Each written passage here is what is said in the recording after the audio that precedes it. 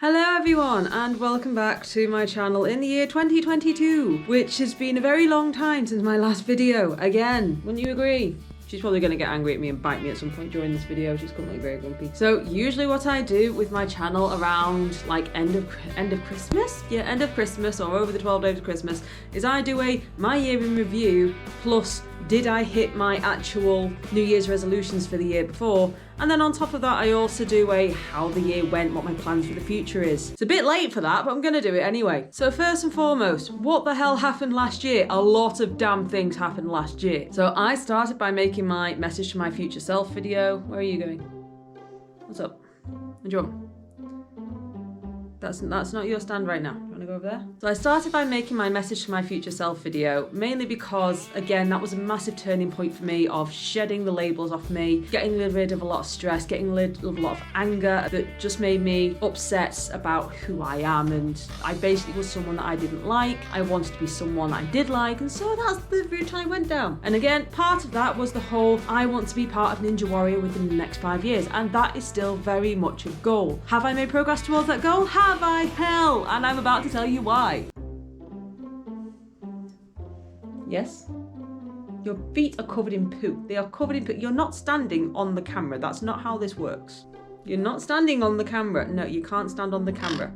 No, that's not how it works. I know it's on your stand, but right now it's my stand. Would you like to get taller? Is that it? Is that better? Where was I? Oh yes, the craziness that was last year. So, like I said, I started doing the challenge. I started doing my Tap Brothers Primal Fitness, and that was all going really well. Until about May. And then May came crashing down. And it just went down and down and down and down ever since then. So in May, we had to get Quaffle tested for diseases because she was going to go into boarding. And unfortunately, she came back to say that she was PBFD positive. PBFD is quite a bad disease for birds, and it's something I'm going to cover over on Quaffle's channel, so if you want to go check that out, I'll be making the video some point later this week, possibly even next month. I don't know when the video is coming out, but it's coming out soon. Because she was PBFD positive, that meant that we couldn't put her into boarding, which was going to be a bit of a problem. Then obviously COVID re-hit. We then couldn't put her into boarding, and it would also put me in quite a disease spell because it's like, shit, I've got a really ill bird. But he didn't want to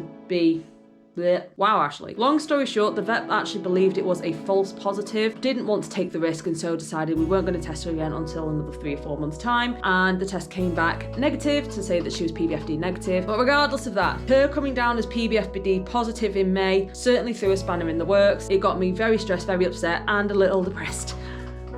But we managed to find us an alternative so that we could still go on our weekend away. And so all was good. Then June came along, and yeah, the day before we were due to go on holiday for a camping trip with a friend that we hadn't seen in a very, very long time. Do you mind? I'm trying to have a conversation here. I don't need you getting horny. They don't want to see your butt. I will take you away. I will remove you from the situation. You need to calm down. She's getting way too horny. No, come on. Good girl. Go back to the cage now. Hopefully that'll calm her down a bit. Or not. Hi, did you miss me? You promised not to get horny. As I was saying, then June hit, and the day before we were due to go on holiday in June, Jason's grandmother became really, really, really ill, to the point where the family were actually being summoned because they thought she wasn't going to last. This obviously sent Jason into quite a bad downward hill spiral. It affected me as well, but nowhere near to the extent that it affected Jason and his family. Because of that, we ended up cancelling our holiday. Our one and only holiday for the year needed to be done. Thankfully, knock on wood, Jason's grandma is still going strong. But yeah, that ended up cancelling our one and only holiday and our only opportunity to see a long-term friend for a very, very long time. What did I tell you about getting horny? If you're gonna get horny, you don't get to stay. Then July hit, and my car decides to break down. Now, my car had already broken down once in January, and now I've broken down again. And so I took it in to be repaired, and it cost me, I think that was when the spring went on my suspension, and it cost me over £1,000 to get the car fixed. That was an exceedingly expensive month, and expensiveness I couldn't afford to have. Not only that, but at this point I was getting very, very stressed from my new job. I say from my new job, I passed my probation by this point. I was working godly on ridiculous hours. There were some days I would work 13, 14 hours. Shush. Majority of the staff were leaving, so we had little to no staff in. Everything was dead stressed. All the people were dead stressed. We had people coming in from head office left, right and centre shouting and screaming at us for things that they had told us to do. Really bad job. Lots of stress, lots of hell, and financial problems I couldn't afford. July was horrendous. Then August finally comes around and thinking, oh, it's my birthday, it won't be too bad. No, my car goes into the garage again on my birthday. That was a great start to the month. Yep, oh well, there's the problem for the month. Nothing else should go wrong, right? Right? Wrong. In August of last year, Jason became really ill at work. Really ill. I'd just finished shift, was round the corner from my house, which by the way is 20 miles from the Trafford Centre. And I suddenly get a phone call from Jason's boss saying, Ashley, Jason's really, really sick. Is there any chance you can come and pick him up? Jason's a hard person. Well, you don't. Jason's a hard person. For his boss to call me and say he's in such a state that he needs collecting is really bad. So without even thinking about it, I immediately spun round and drove back to Manchester in order to go pick him up from work. When I got there, Jason was on the floor, trembling. He physically couldn't speak. He was projectile vomiting. He was really badly ill. He was pale as a ghost. He was sweating a cold sweat. Oh, did I tell you about getting corny? This is a very important story. You can't disturb it. So I helped Jason into the car and we discussed his symptoms. We discussed what was going on. By this point, he still couldn't speak. We decided to go to Tesco to get some stomach relief medicine, stuff to stop you from vomiting. While on the way to Tesco, we rang his mum to see if she had any medication for stomach and that, because she has all sorts of conditions and usually has medication for something. We think it might have been a bacterial infection from the open water swimming he did earlier that day, but no one else had come down with any illnesses from the open water swimming. They checked with all the clients, they checked with all the customers. No one else had come down with any symptoms after the open water swimming that morning, just Jason. And we started discussing the symptoms with his mother, and then she said something that made something in my brain click. We'd gone through everything from food poisoning to bacterial infection to general stomach bug, and nothing sounded right. And so his mum then said, oh, appendicitis has those symptoms as well. And she said it so casually and so chill, but something in my brain just went click. Appendicitis does have those symptoms. It has all of those symptoms, and it has other symptoms that happens later on. And appendicitis is an emergency situation where you need to get to the hospital. I need to research and check if it is appendicitis. Nipped to Tesco, got the anti-acid stuff and painkillers and relief and everything for him. Got home, I started researching appendicitis, and he had all the symptoms bar one, which was a symptom that would happen later on if he definitely had it. I relayed this information to Jason, and Jason is like me. He's currently a trained first aider. I'm an ex-trained first aider. I relayed all these symptoms like, Jace, I really think we need to get in touch with the doctor or get you to hospital just in case it is. And he was like, no, it's just a stomach bug. It'll be something I've eaten, something I've drank. I'll be fine. The pain was not subsiding. Even with major painkillers, the pain was not subsiding. It was making it so he could speak, but the pain was not going away. And he was in agony. I continued to research it. I continued to research what will happen if it doesn't get looked at, what extra symptoms to look for. Biggest one was him passing out. So at no point would he be allowed to go to sleep or pass out, or if he did, there was a chance that he would not wake up again, ever. One of my friends from pole dance classes, she had actually just lost her husband after he fell asleep and didn't wake up again. And I was terrified that the same thing was about to happen to me, except with my situation there were symptoms. I continued to do some more research. I continued to look at what signs to look out for to suggest that it is appendicitis and not just a stomach bug. After a few hours and mithering, Jason was still refusing to call the doctor. He was still refusing to go to hospital. I picked him up around 5 o'clock. By 11 o'clock, I went upstairs to check on him. Jason, how do you feel? And please be honest with me in as much detail as you can. I said, has the pain changed in any way? And he said, yes. The pain has moved from the middle of my stomach to the right-hand side of my stomach. This was major red flags in my brain. Major red flags, because this was one of the symptoms I have read that I had to keep an eye out for. This was one of the symptoms that highly suggested it was appendicitis and his appendix was potentially rupturing. Alarm bells went off in my head. I begged him to contact the doctor and he still goddamn wouldn't. So I did it for him instead, against his wishes. And I did not care. There was a chance that he was about to fall asleep thinking I'll be fine in in the morning and not wake up again the next day because his appendix would have burst, he would have passed out and killed himself from internal poisoning. I contacted NHS 111 because he insisted it wasn't an emergency. If I was going to chat to a doctor, it might as well be the 111 system. Finally get through to a guy on 111. I made sure that Jason explained his symptoms. Like I say explained, I was like watching him carefully and making sure to correct him. At one point he was like, oh, the pain's not too bad. It's like, it's kind of okay. And I'm like, Jason, you just rated your pain as a 5. Not even a few hours ago, you were on the floor, unable to move, shivering and vomiting from pain. You can't tell me that's a 5. That is not a level 5 pain. And when the guy heard me say this, and then when he asked Jason's like, is that true? And he said, yes. Earlier it was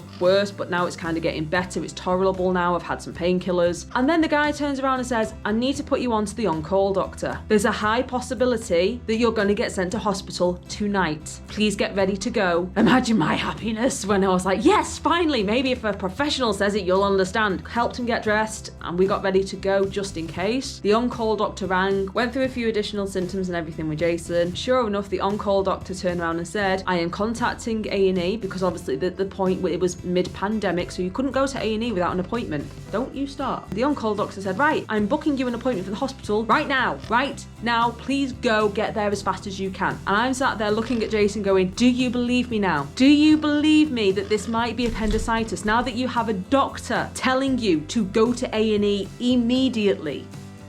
So sure enough, we got in the car and we sped to A&E. Well, I sped to A&E. Thankfully, it's like 2 minutes down the road from us. Got into A&E, and because it was the COVID pandemic, I wasn't allowed to go in with him. He had to go in on his own. So I had to come home and try and get some sleep because I had work. I had to be up for work at 6 o'clock the next day, and it was currently like 12:30 in the morning. I come home and I physically can't sleep because I want to know what's going on. Finally get some sleep, wake up at 6 a.m, message Jason. He's still in the waiting room. They've had him in and they've had like a prod and a prams just to make sure that they understand what they're going through. And Jason actually said to me, I think the doctor wasn't 100% sure whether or not to believe me because he was poking really hard to the point where I was jerking in pain. And he was like, oh shit, you are in pain. Like, no, I faked it for no reason. Because Jason had painkillers and the pain wasn't obvious on his face, I don't think they believed just how much pain he was actually in. 24 hours pass. Jason's been sat on a corridor in the freezing cold with open doors, waiting to get checked out because it just happens to be one of the busiest days A&E have experienced for that entire month. He finally goes in for tests and scans and everything else, and sure enough, he had appendicitis. Not only did he had appendicitis, while he was waiting in hospital, his appendix had minorly ruptured and had a slight tear and was leaking highly toxic, highly dangerous chemicals into the rest of his body and into his abdomen. Thankfully, the leak hadn't started very long, or it hadn't been leaking for very long when they finally got around to doing the surgery, but he was still on the verge of severe internal damage. And he just sat there going, oh, I'll be fine in the morning. He could have literally died. If his appendix had continued to leak and rupture, he would have passed out and not woke up at all because his internal organs would have dematerialized from the acid leaking from his appendix. And he sat there thinking, I'm gonna be fine. They did the surgery within the next 12 hours of him being diagnosed. And like I said, they confirmed the appendix had actually minorly tore, had ruptured, and it was leaking. And so it was a good thing that we caught it early because he only had to have keyhole surgery to remove his appendix. And the doctors did say to him, if I had waited any longer to force him to contact them, or if we had delayed it any longer, or even if he had slept overnight and it had gone severely wrong overnight, there's a chance he could have died from it. There's actually a chance he could have died from his appendix rupturing, him passing out, and then him not being able to do the surgery quick enough. Me having, as Jason called it, a mini meltdown essentially saved his life. And that was the scariest day of my life. I thought I was going to lose the one human that I care more about than anything else in this world. I was genuinely terrified that I was about to lose him. For good, because I could see what it was. I knew what it was. I didn't need a doctor to tell me. All the symptoms were there, like all the information I needed was there. He might not have been around by Christmas. So yeah, August was an emotional month. Very, very emotional month. Then September hit and something happened in September and I can't physically remember what. the end of August, early September, I found out an old friend who I went to high school with and spent most of my high school years with had passed away from cancer. A cancer that my doctor had told me 3 times that I was too young to get. A cancer that she had already fought off once a few years before, but it had come back, and this time she didn't survive it. It was really weird going to the funeral, seeing all my friends. Unfortunately, the turnout also included my abuser. I put on a brave face. I was genuinely constantly aware of where he was and that he was there, and I didn't like that. But I wasn't there for him, and I wasn't there to prove anything to him. I wasn't there to defend myself. I was there to say my goodbyes to a good friend. Someone who was a wonderfully, wonderfully good person. Fiercely defensive of her friends. They say the good ones go first, but in 2020, I actually went to a funeral of another friend who was 8 years younger than me. I've lost a lot of people in a very short space of time recently who are not older than me, but the same age as me, or younger.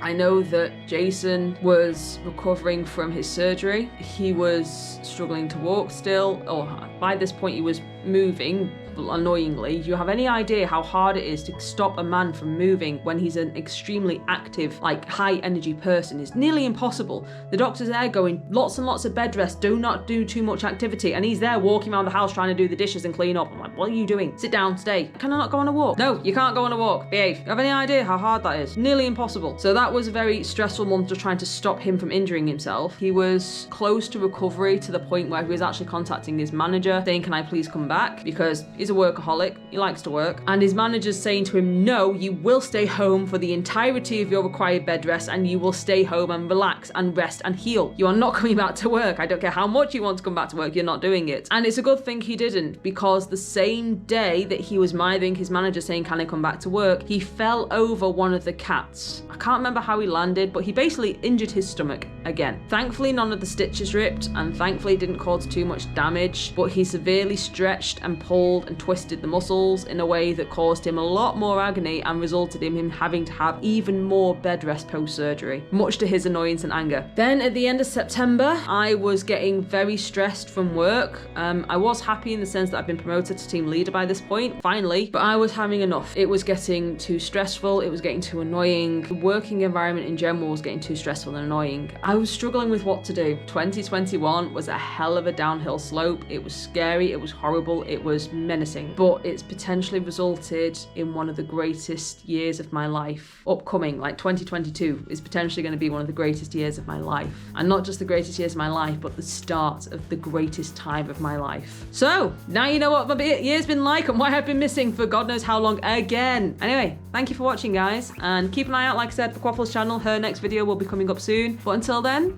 I will see you next month. Bye-bye.